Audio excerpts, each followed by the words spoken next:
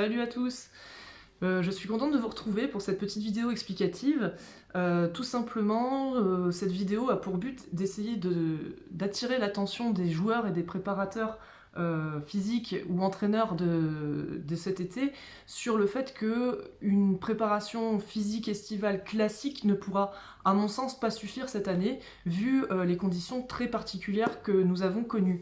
En effet, si vous réfléchissez, depuis mars, on n'a plus accès au terrain, et même si je doute pas qu'on a mis en place plein de choses pour pouvoir conserver certaines capacités et qualités physiques, notamment l'endurance, le cardio, le renfort muscu qu'on pouvait trouver à faire chez soi ou même dans les conditions du confinement sur des très courtes distances, on a pu malgré tout essayer de s'entretenir.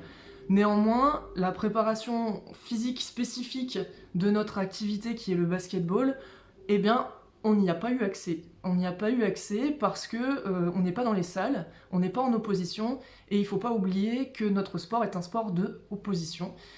Et que forcément, quand vous allez vous retrouver au moment de la reprise en août, ou en tout cas j'espère que ce sera en août, quand on va se retrouver voilà, sur les terrains avec des joueurs qui vont rentrer dans des oppositions de 1 contre 1, dans du collectif en 5-5, eh bien il y a des notions de contact, il y a aussi toutes les notions de saut qui sont quand même spécifiques au basketball, d'appui au sol et de réactivité au sol qui sont spécifiques aussi des sports collectifs, voilà, auxquels il va falloir faire très attention.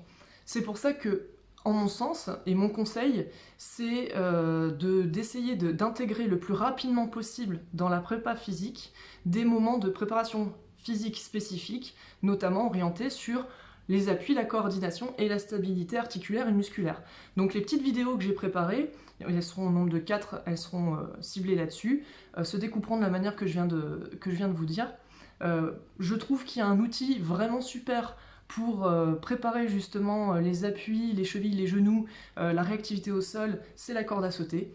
N'hésitez pas à en abuser, je pense que c'est un très bon outil de réathlétisation, un très bon outil aussi kinesthésique par rapport au fait de redonner des sensations au pied sur la pose du pied au sol et le fait d'avoir de l'explosivité au niveau articulaire et musculaire de la cheville, c'est très important, en sachant qu'en plus il y a vraiment beaucoup de gammes qu'on peut exploiter, des gammes simples qu'on peut exploiter et qui sont hyper intéressantes. Donc il y aura toujours de la corde à sauter dans mes vidéos où j'essaierai de développer des gammes différentes pour aussi éviter la lassitude.